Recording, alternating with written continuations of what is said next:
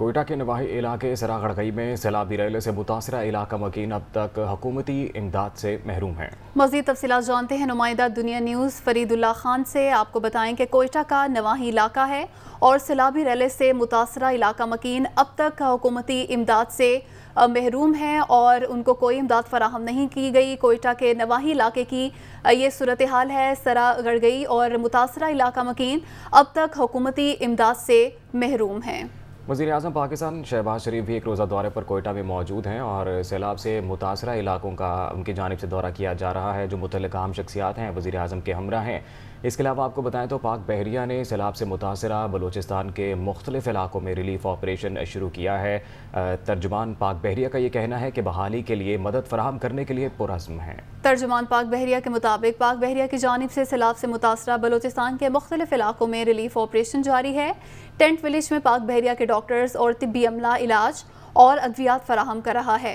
तर्जुमान पाक बहरिया ने कहा है कि बेघर होने वाले अफराद के लिए बैरा में टेंट विलेज बना दिया गया है। ज़िला लसबेला के इलाकों में तैयार खाना, राशन और दीगर ज़रूरी सामान फराहम किया गया।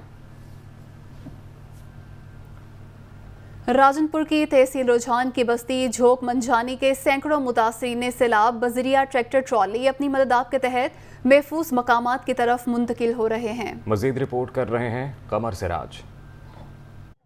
जहाँ मैं इस वक्त राजनपुर की तहसील रुझान के मौजा ग्यामर में मौजूद हूँ, जहाँ पर मुतासरीन सैलाब इस वक्त मुश्किलात से दो चार है। इन मुतासरीन सैलाब को किन किन मुश्किलात का सामना है वो हम इनसे ही पूछ लेते हैं। आपको किन किन मुश्किलात का सामना है? बस मुश्किल ना हमारे इलाके में राशन है, ना हमारे इलाके में कोई सहूलत है।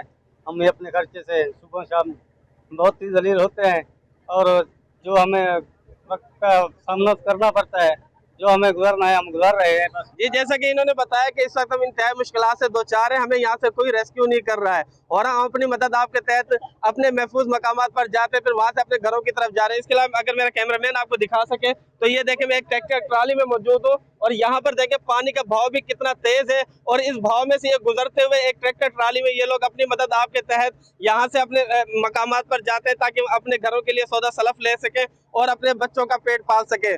जी, दूसरी जानिब जफरवाल नाला डेक में सैलाबी सूरत हाल पैदा हो गई है और इंतजामिया की तरफ से नाला डेक में फ्लड अलर्ट जारी कर दिया गया है। नाला डेक पर कैंप और रेस्क्यू टीमें अलर्ट कर दी गई हैं। मजीद बताएंगे आमिर इरशाद। जी, नाला डेक पर जिली इंतजामिया की जानब से रात गए फ्लड अलर्ट जारी कर दिया गया है। इंतजामिया की जानब से रिलीफ कैंप भी नाला डेक पर लगा दिया गया है और 1122 की जो टीमें हैं उनको भी तश्कील दे दिया गया है। इसके साथ साथ मैं आपको बताता चलूँ, नाला डेक में इस वक्त 5000 क्यूसेक पानी का रेला गुजरा है।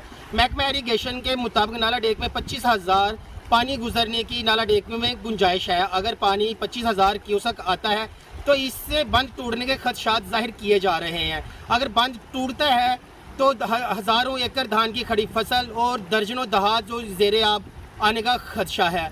इसके साथ साथ मैं आपको बताता चलूँ, डेलरा, नकी पुली और पिंडी बोड़ी बनहाल जो बही हैं वो भी बरसाती नाले से वहाँ पर भी तगयानी आ चुकी है। वहाँ पर भी जो सैकड़ों एकड़ धान की खड़ी फसलें हैं वो ज़ेरे आब आ चुकी हैं। और इसके साथ साथ जो है नाला डेक पर महकमा इरीगेशन के मुताबिक आज शाम तक जो है वो 25 से 30,000 जो क्यूसेक पानी का रेला है वो गुजरेगा, जिसके काफ़ी ज़्यादा नुकसान भी जाहिर किए जा रहे हैं। लेकिन इंतज़ामिया की तरफ से जो है वो हिफाजती इक़दाम मुकम्मल कर लिए गए हैं। जी।